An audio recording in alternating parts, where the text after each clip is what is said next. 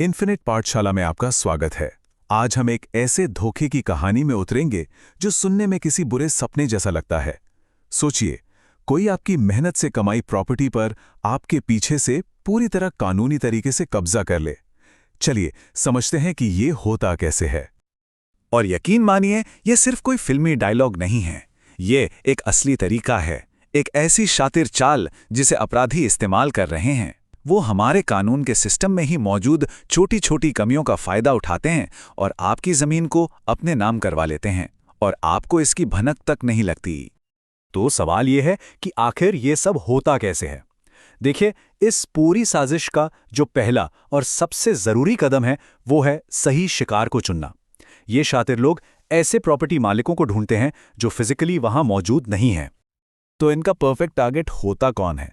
कोई ऐसा इंसान जिसका एक खाली फ्लैट या प्लॉट पड़ा है और वो खुद किसी दूसरे शहर या शायद देश के बाहर, मान लीजिए अमेरिका में रहता है, और बस यही दूरी यही बन जाती है इन धोखेबाजों के लिए सबसे बड़ा मौका।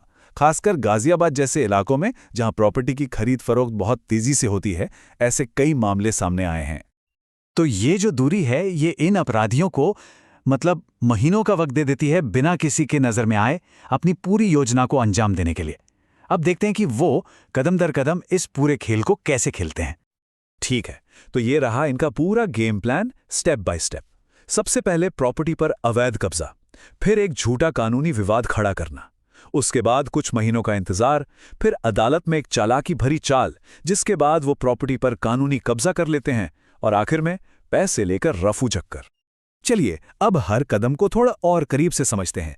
कहानी की शुरुआत होती है एक बनाए हुए झगड़े से। एक धोखेबाज उस खाली पड़ी प्रॉपर्टी पर जाकर कब्जा कर लेता है।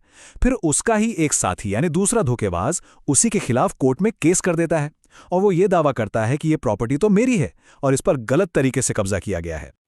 अब सबसे जरूरी बात यह है कि ये जो झूठा केस है, ये करीब करीब 6 महीने तक कोर्ट में चलता रहता है।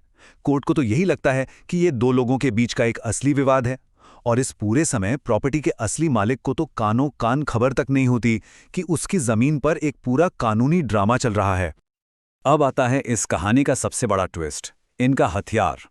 करीब 6 महीने बाद वो दूसरा धोखेबाज जिसने केस फाइल किया था, वो कोर्ट में एक शपथ पत्र यानी एफिडेविट जमा करता है, और उसमें वो ये कहता है कि हुजूर, मुझसे गलती हो गई, ये प्रॉपर्टी मेरी नहीं है, ये तो उसी आदमी की है जिसने इस पर कब्जा किया हुआ है।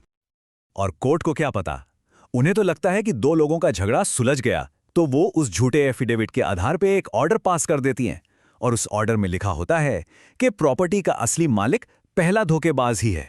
मतलब अदालत अनजाने में खुद ही चोर के हाथ में चोरी का पक्का कानूनी सबूत थमा देती है। और इसका नतीजा बहुत ही चौंकाने वाला होता है। जरा देखिए कि कैसे पूरी बाजी पलट जाती है।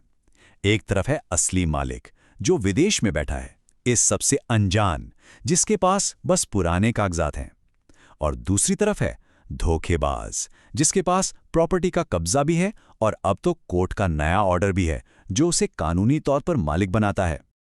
और जैसे ही कोर्ट का वो ऑर्डर हाथ में आता है ना, बस खेल खत्म। धोखेबाज फौरन उस ऑर्डर को लेकर रजिस्ट्री ऑफिस जाता है और प्रॉपर्टी अपने नाम करवा लेता है।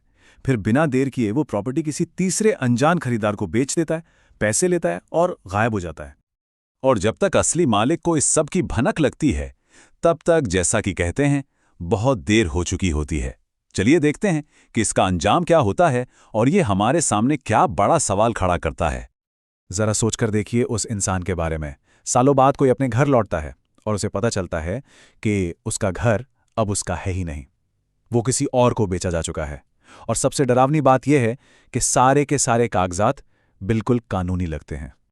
इस पूरे धोखे का जो सबसे हैरान करने वाला सच है वो ये है कि कोर्ट में जो दो लोग एक दूसरे से लड़ रहे थे, वो असल में दुश्मन थे ही नहीं। वो एक ही टीम के खिलाड़ी थे, एक ही अपराध में शामिल थे।